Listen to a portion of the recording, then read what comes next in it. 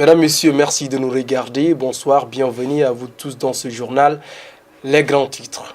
Inauguration hier par le président de la République Ibrahim Boubacar Keïta de la cité universitaire de Kabbalah. C'était en présence de plusieurs autres personnalités. Dans le continent africain, le gouvernement congolais et la famille d'Etienne Tshisekedi sont tombés d'accord sur le rapatriement du corps du leader de faim. Les forces révolutionnaires colombiennes FARC démarrent aujourd'hui la phase de désarmement sous l'égide des Nations Unies.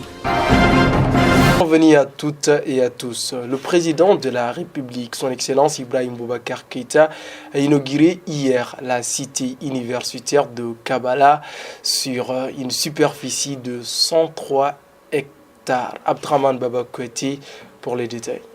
La cité universitaire du Mali 6 à Kabbalah dans la commune de Kalabankoro dans le cercle de Kati est enfin opérationnel devant plusieurs hautes personnalités dont les chefs des institutions, les anciens premiers ministres, le président de la République a inauguré le bâtiment hier. La cité universitaire est bâtie sur une superficie de 103 hectares répartis en campus social pour les étudiants, un campus pédagogique pour l'administration et bien évidemment les salles de cours. Elle se répartit en 7 blocs de 98 salles de cours et plus de 200 bureaux. La cité universitaire de Kabbalah a une capacité de logement de 4000 étudiants. Le complexe universitaire abrite aussi un restaurant et plusieurs zones de sport. Ce sont les facultés des lettres et des sciences humaines, des facultés de droit et l'école normale technique de formation professionnelle et très prochainement l'école supérieure de commerce qui seront à Kabbalah.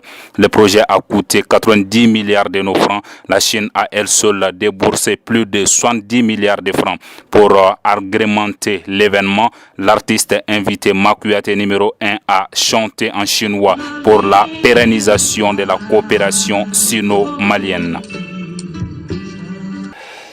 Voilà, nous partons sur le continent africain. Le rapatriement du corps de Etienne Tshisekedi, l'accord est trouvé entre sa famille et le gouvernement congolais.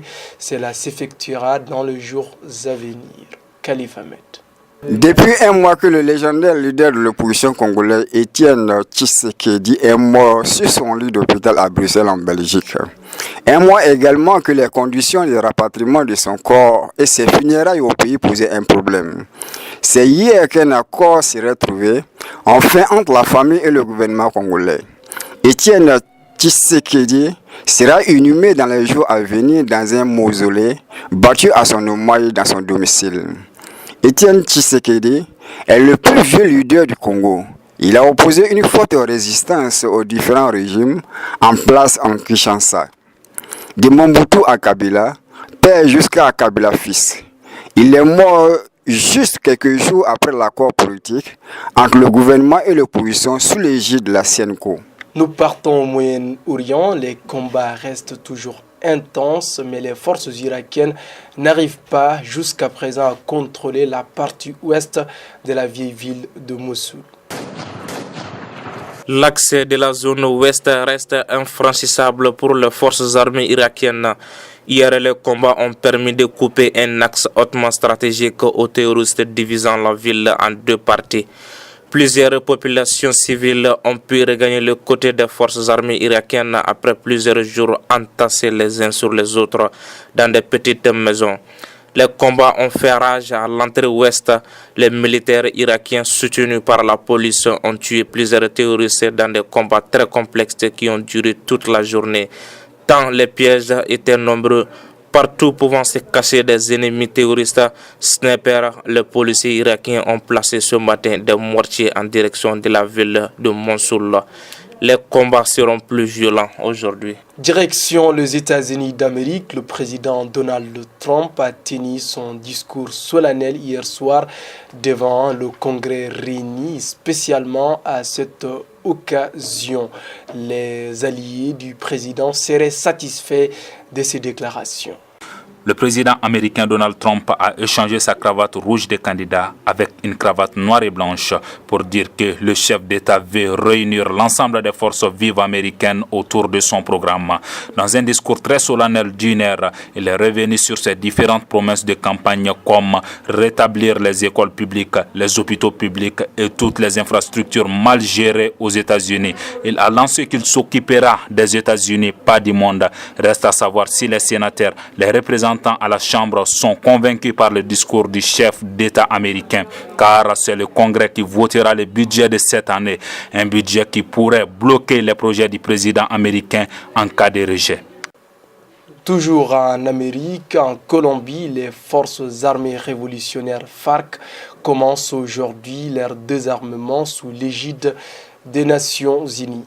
C'est aujourd'hui que les forces révolutionnaires colombiennes FARC vont remettre leurs armes au commissaire de l'ONU. C'est le début de la phase de désarmement prévue par l'accord signé en septembre 2016 entre le gouvernement colombien et le groupe rebelle marxiste. Les combattants de l'ancienne rébellion vont tous bénéficier d'amnistie générale et seront réintégrés dans la vie civile. Quant au groupe rebelle FARC, il se transformera en un parti politique. Certains de ses leaders vont siéger au Parlement colombien. Le conflit en Colombie entre le gouvernement et les FARC ont fait en 50 ans plus de 200 000 morts. Un seul groupe rebelle continue toujours de combattre le régime colombien. L'AELN, le président Juan Manuel Santos veut entamer des négociations de paix très rapidement avec ce dernier. Mesdames, Messieurs, merci de nous avoir suivis. Excellente suite de programmes sur votre télévision. Au revoir.